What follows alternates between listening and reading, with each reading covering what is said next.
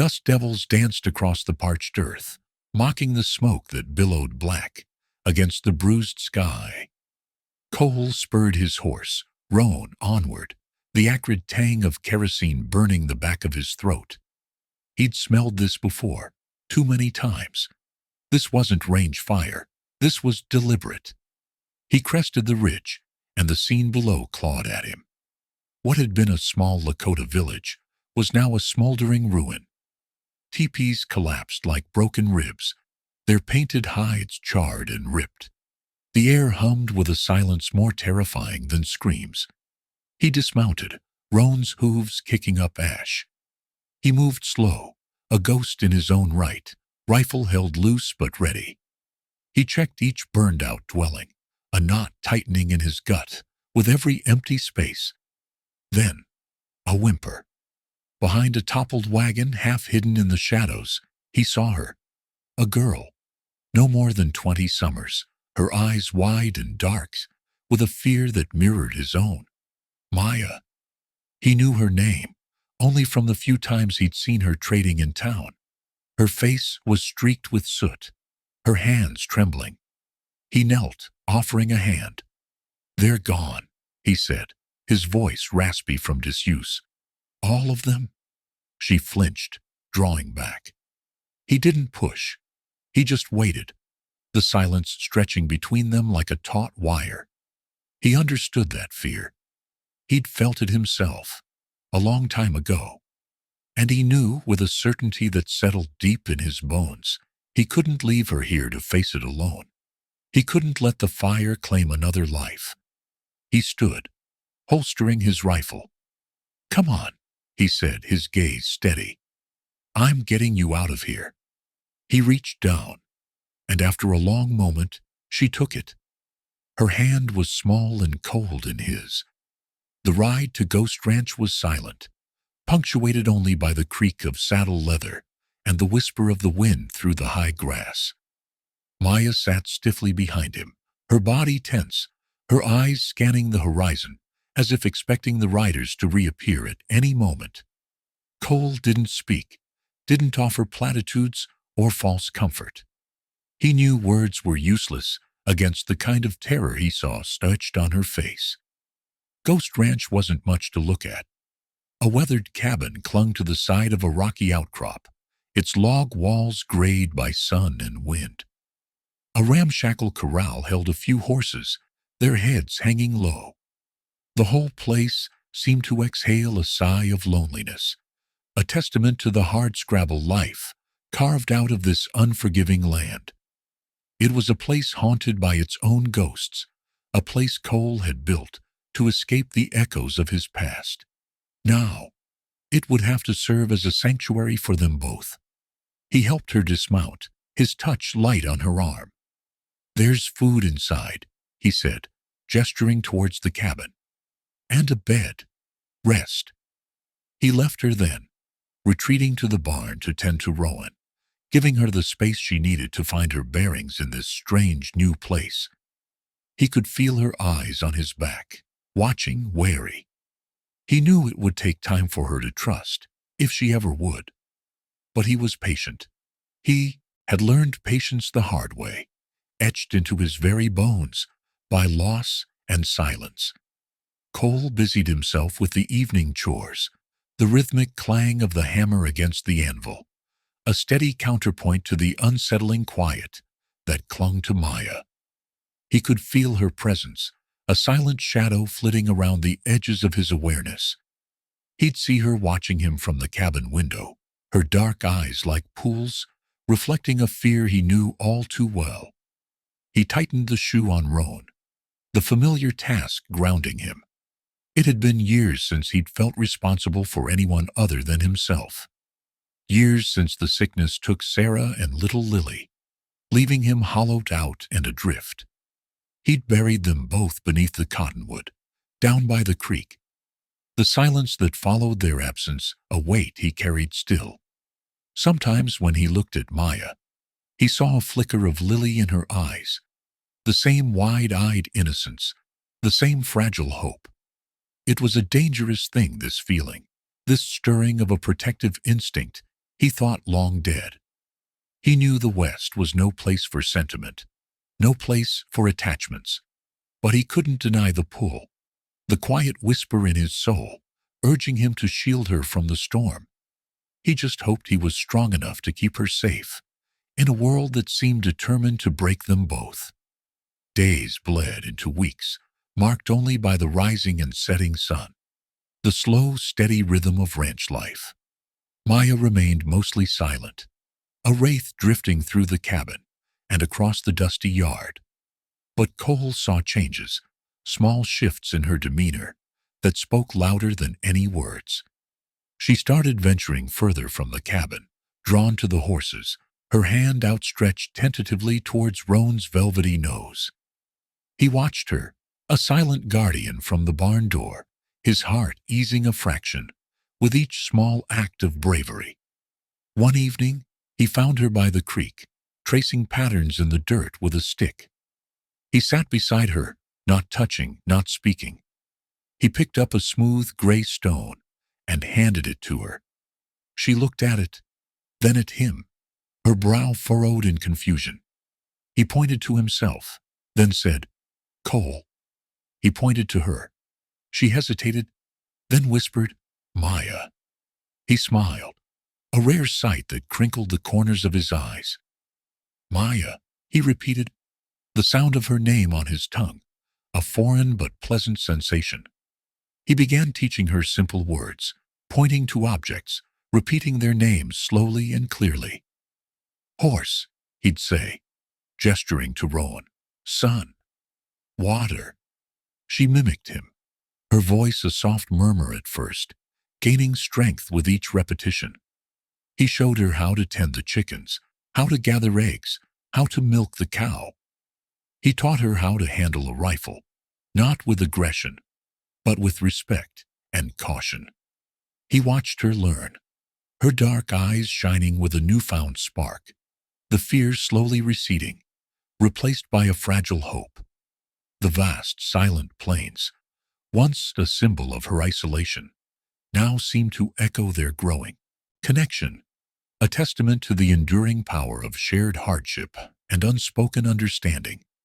The quiet was shattered a few weeks later by the rumble of wagons and the jingle of harness. Cole squinted, shading his eyes against the harsh sun. A string of wagons, heavily laden and pulled by exhausted-looking mules, were making their way towards the ranch.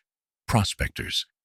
He recognized the type, hard men, driven by greed and desperation, willing to carve a living from the unforgiving earth, no matter the cost.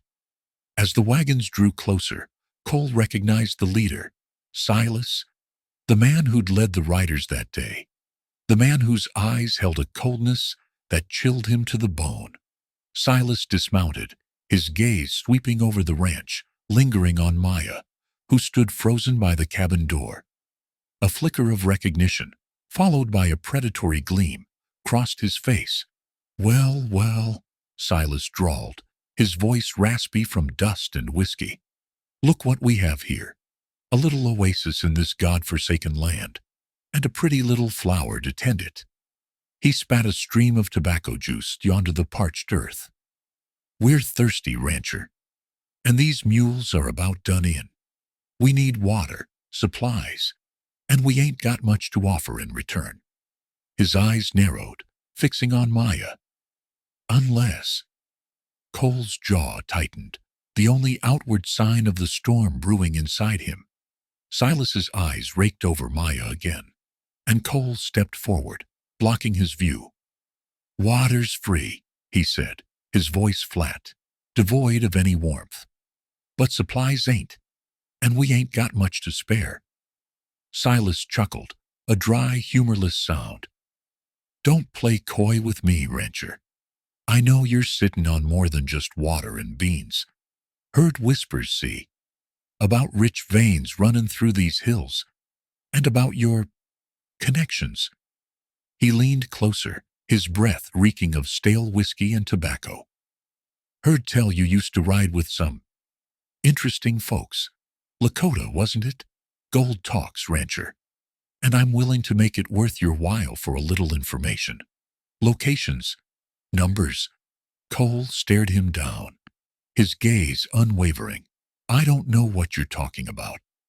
The lie tasted like ash in his mouth. He knew exactly what Silas was talking about. The old life, the life he'd tried to bury. Now, take your water and move on. The setting sun cast long skeletal shadows across the yard, painting the scene in hues of blood orange and impending darkness.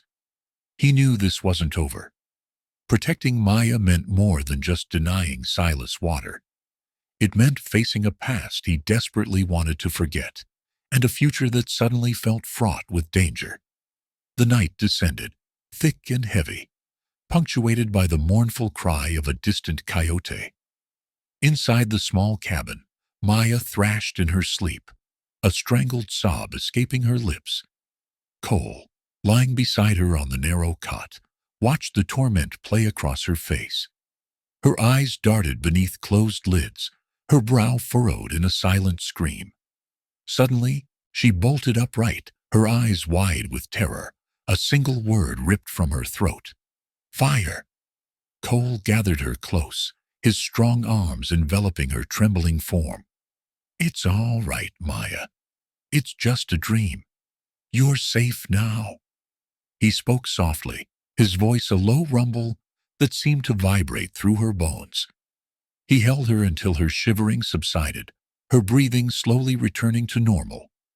In halting, broken English, mixed with frantic gestures, she recounted her nightmare. Silas, the fire, the stolen gold, and the Lakota land. She spoke of a place sacred to her people, a place Silas and his men intended to desecrate in their relentless pursuit of riches. The weight of her words settled heavily on Cole. He knew the land she spoke of. He knew the stories, the legends whispered around Lakota campfires. Silas wasn't just a greedy prospector. He was a grave robber, a desecrator of sacred ground. And now Maya, a woman he'd sworn to protect, was caught in the crosshairs. He looked at her, her dark eyes filled with a haunting fear, and made a silent vow. He wouldn't let Silas take anything more from her. He wouldn't let him defile the sacred land. He would face his past, and he would protect her future, no matter the cost. Dawn painted the eastern sky in hues of bruised purple and pale gold. Cole watched Maya's sleep-worn face, the memory of her nightmare clinging to the air like wood smoke. He couldn't wait. Silas wouldn't. He rose, pulling on his worn boots, the leather creaking in the silence. He packed a bedroll, some jerky, and a canteen. He checked the Winchester, making sure the action was smooth, the chamber loaded. He turned to Maya, who was stirring. I got a ride to redemption, he said, his voice low. Tell the sheriff about Silas. Fear flickered in her eyes. Alone? He nodded. Safer that way. Less attention. He handed her the rifle. You know how to use this. She took it, her small hands gripping the stock. He showed her again. How to load. How to aim. How to fire. He pointed to the strong point, the thickest wall of the cabin. Stay inside. Keep the door barred. Don't open it for anyone. The words felt hollow, a flimsy shield against the storm that was coming. He hated leaving her, but he knew it was the only way. Silas needed stopping, and he couldn't do it alone. I'll be back, he promised, though the words felt like a lie, a prayer whispered into the vast, indifferent west. He mounted his horse, the saddle leather groaning beneath his weight. He looked back at Maya, standing in the doorway, the rifle held awkwardly in her hands, her dark eyes filled with a mixture of fear and resolve. He touched his hat brim, a silent farewell. Then he turned his horse and rode, leaving her alone in the face of the coming darkness. Every mile felt like a betrayal. Redemption was a fly speck on the map, a collection of sun-baked buildings clinging to the promise of something better. Cole rode in slow dust, swirling around his horse's hooves, the silence amplifying the creak of leather and the jingle of his spurs. He expected wary glances, a town sizing him up. What he got was a wall of suspicion, hard stares that felt like stones. He found the sheriff's office, a squat building with a star, nailed crookedly above the door. Inside, a man with a belly straining against his vest sat behind a desk, whittling a piece of wood. "Help you?" he grunted, not looking up. "Silas Crow," Cole said. "He's headed this way. He's trouble." The sheriff finally looked up, his eyes narrowed. "Crow's a businessman. Prospector. Says you're the trouble. Says you're hiding an Indian woman, stirring up trouble with the locals." He spat a stream of tobacco juice into a spittoon. "Says you're threatening folks who get in his way. Seems mighty concerned for the safety of this town." Cole's jaw tightened. Silas had been busy. "He's lying. He's after Lakota land, sacred land. He'll tear this place apart for a handful of gold." The sheriff chuckled, a fleshy sound. "Gold's what built this town, mister, and Crow's got plenty to share. Now, I'm gonna have to ask you to leave, and maybe think about moving on. We don't take kindly to your kind around here." Betrayal settled heavy in Cole's gut. He was alone. Cole didn't argue. Arguing with a man already convinced was like spitting into the wind. He turned and walked out, the sheriff's laughter a greasy smear on his back. He knew Silas had greased the wheels, bought himself a welcome. He also knew Silas wouldn't wait for him to move on. He'd be coming for Maya. He spurred his horse, pushing him hard, the animal's breath ragged in the thin air. He needed to get back, to warn her. He crested a ridge, the familiar landscape stretching before him, a deceptive tapestry of peace. That's when the shots rang out. Dust kicked up around him, the whine of bullets slicing through the air. Silas and his men, maybe a half dozen, were waiting in ambush, concealed behind rocks and scrub. His horse screamed, stumbled, and went down, throwing Cole clear. He hit the ground hard, the air knocked from his lungs. He scrambled for cover behind a boulder, Winchester in hand. Silas's voice, laced with venom, carried across the distance. "Figured you'd come crawling back, Cole. Thought you could outsmart me, did you? That Injun woman ain't worth dying for." Cole levered around into the chamber, the metallic click echoing in the sudden silence. He wasn't dying for her. He was dying to protect her. The distant cracks of gunfire echoed in Maya's ears, each report a hammer blow against her resolve. She gripped the Winchester, its cold steel a stark contrast to the sweat slicking her palms. Cole, he'd ridden into a trap. She knew it in her bones. She couldn't stay put, cowering behind walls. Cole wouldn't. Throwing open the cabin door, she swung onto the back of the old mare, the only horse left. The animal, startled, sidestepped nervously. "Easy, girl," Maya murmured, her voice trembling but firm. She kicked her heels, urging the mare forward, toward the sound of the guns. The landscape blurred as they rode, the wind whipping through her hair. She crested the ridge, and the scene below unfolded like a nightmare. Cole, pinned down behind a boulder, trading shots with a group of men she recognized as Silas's thugs. Silas himself, standing tall, a rifle leveled at Cole's head. Without thinking, without hesitating, she raised the Winchester, aimed and fired.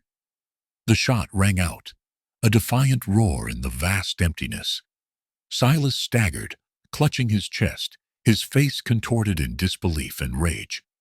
The rifle slipped from his grasp, clattering on the rocks. Silas crumpled to his knees, a crimson stain blooming on his shirt. The other men, startled by the sudden turn, hesitated, their guns wavering. Cole seized the opportunity, moving with a speed born of desperation and rage. He charged, a whirlwind of fury. 2 men went down hard, their weapons flying. The others scattered like quail, fear etched on their faces. They knew they were outmatched, not just in skill, but in the sheer raw intensity of Cole's will. He reached Silas, who was gasping for breath, his eyes wide with a mixture of pain and hatred. Cole disarmed him, the rifle clattering uselessly on the ground. He stood over him, a giant silhouette against the setting sun, the ghost of his murdered family a chorus in his mind, screaming for vengeance. His hands trembled, itching to deliver the final blow. He could end it all here, erase the darkness that Silas had brought. Then he saw Maya, her face pale, her eyes wide with terror, but also with something else. Hope. Hope that he wouldn't become the monster he was fighting. He saw her trust, her belief in the man he could still be. Cole's hand unclenched. He hauled Silas to his feet, the man limp and heavy. "Get out," he growled, his voice a low rumble. "Get out, and never come back. This land ain't yours. It never will be." He shoved Silas away, sending him stumbling towards his fleeing men. He watched them disappear over the ridge, a stain on the horizon. The decision hung heavy in the air, a silence broken only by the wind, whispering through the rocks. A victory bought with mercy. Cole's wounds were slow to heal, each breath a rasping reminder of the ambush. Maya tended him with a quiet devotion, her hands gentle as she cleaned the cuts and changed the bandages. She brewed teas from herbs she gathered on the hillsides, their earthy scent filling the small cabin. He watched her, the firelight dancing in her dark eyes, and saw a strength he hadn't noticed before, a resilience forged in hardship. Slowly, painstakingly, they began to repair the damage. Fences were mended, the barn roof patched, the garden replanted. With each swing of the hammer, each seed sown, the ranch seemed to breathe again, shaking off the dust of violence.